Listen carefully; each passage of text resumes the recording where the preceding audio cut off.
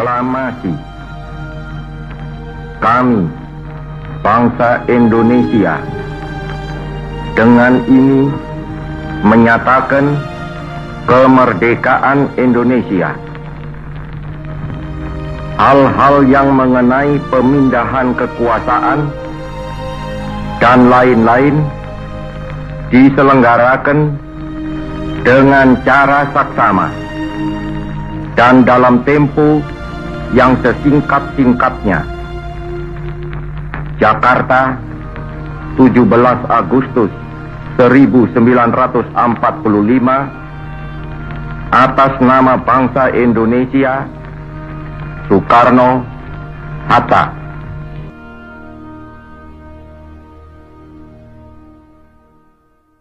Kalian baru saja mendengarkan proklamasi kemerdekaan bangsa Indonesia, yang mana proses dalam proklamasi itu membutuhkan waktu, tenaga, perjuangan yang berderai air mata hingga berdarah-darah dari sebuah perjalanan yang mengorbankan segala macam bentuk ragam perjuangan para pahlawan yang telah gugur pada waktu itu. Nah, di bab 4 ini kita akan merefleksikan atau mempelajari bagaimana proses kemerdekaan itu terjadi, sebelum terjadi, dan sesudah terjadi hingga pada era reformasi sampai sekarang ini. Mari kita simak pembahasan bab 4 mata pelajaran IPS. Halo, selamat siang, selamat malam, selamat pagi. Kali ini kita akan belajar tentang materi mata pelajaran ilmu pengetahuan sosial di kelas 9. Sebelumnya saya ucapkan selamat atas kenaikan kelas kalian. Di kelas 9 ini kalian akan belajar lebih giat lagi. Semoga dengan apa yang kita pelajari di materi ini kalian dapat berkembang dan dapat mengembangkan materi yang sudah didapat di sekolah. Jadi ini hanya bersifat suplemen atau tambahan saja. Begitu, mari kita belajar bersama-sama materi kali ini, yaitu di bab 4. Di bab 4 ini kita akan belajar tentang masyarakat Indonesia dari awal kemerdekaan hingga awal reformasi. Di dalam sejarah kita mengetahui bahwa pada tanggal 7 September 1944, Perdana Menteri Koisho menjanjikan bahwa Hindia Timur atau disebut dengan Indonesia akan diperkenankan merdeka. Nah, pada saat itu PM Koisho itu sudah punya janji. Ibaratkan PM Koisho itu menjanjikan kepada Indonesia. Ceritanya seperti itu. Nah, kemudian janjinya Koisho ini diikuti dengan pengumuman pembentukan apa yang disebut dengan Dokuritsu Junbi Osakai ya, atau yang disingkat dalam bahasa Indonesia BPUPKI, yaitu Badan Penyelidik Usaha-Usaha Persiapan Kemerdekaan Indonesia. Nah, ini pada tanggal 1 April ceritanya nih, tahun 45 pengangkatan para anggota BPUPKI itu diumumkan. Nah, kita bisa lihat di situ ada foto di mana Soekarno itu dilantik sebagai bagian dari BPUPKI pada 1 April 1945. Nah, falsafah yang dimaksud adalah falsafah negara, falsafah dasar.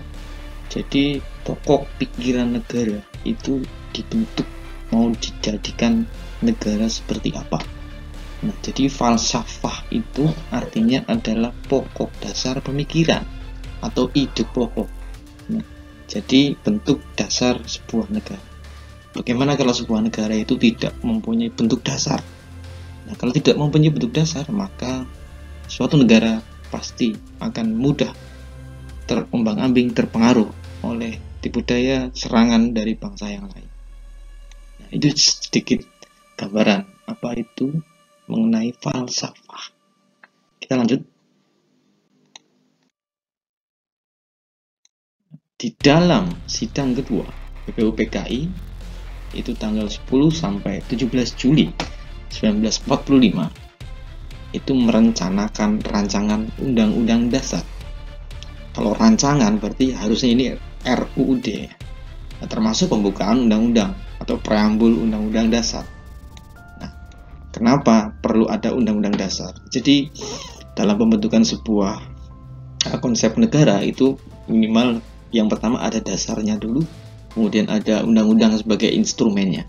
Nah, nanti kalau bisa pelajari lebih lanjut apa itu instrumen negara. Nah, di situ ada. Kita di sini hanya menceritakan masalah masyarakat Indonesia pada awal kemerdekaan aja sesuai dengan kronologinya ya. Kita lanjut. Kemudian pada awal kemerdekaan setelah ada rapat BPKI dilanjut dengan adanya rapat PPKI, yaitu Panitia Persiapan Kemerdekaan Indonesia, atau dinamakan secara Jepang itu namanya adalah Dokuritsu Junbi Inkai. Nah, yang dibentuk pada 7 Agustus 1945, diresmikan di Dalat, Vietnam pada 9 Agustus 45. Kalau tidak salah tanggal 6 Agustus Jepang itu dinyatakan kalah dari Sekutu, tapi mereka belum tahu. Nah, ini adalah foto pada saat pembentukan persiapan PPKI ya. Itu ada Soekarno di sini yang sedang berdiri. Kemudian ada tokoh-tokoh yang lain. Karena Pearl Harbor diserang oleh Jepang, kemudian Sekutu membalasnya dengan ngebom Hiroshima dan Nagasaki, yaitu pada tanggal 6 Agustus dan 9 Agustus 45. Nah, mereka yang mengetahui momentum ini, terutama pasukan Sultan Syahrir CS. Jadi Syahrir CS itu adalah pemuda-pemuda yang mengetahui info ini karena mereka menyadap informasi secara bawah tanah atau underground untuk mengetahui strategi perang apa yang sedang dijalankan oleh musuh. Nah, Sultan Syahrir itu dilalah. Kebetulan mengetahui hal itu, dan kemudian Sultan Syahrir salah satu tokoh pemuda yang ingin sebelum Jepang itu sudah melakukan ancang-ancang bahwa seolah-olah Indonesia itu diberikan hadiah merdeka, kita nggak mau dikasih. Jadi bukan merdeka karena giveaway, tapi karena perjuangan murni dari pahlawan bangsa kita. Kita lanjutkan lagi. Nah, kemudian dengan adanya proklamasi, nah ini menunjukkan hakikat dirinya sebagai bangsa yang memiliki kebebasan untuk menentukan masa depan tanpa harus diatur oleh bangsa lain. Jadi merdekanya Indonesia itu 100%, bukan giveaway.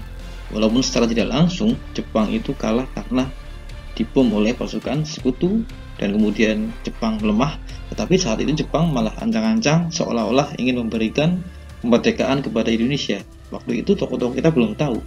Yang tahu hanya Sultan Syahrir CS karena mereka sudah mempunyai informasi rahasia.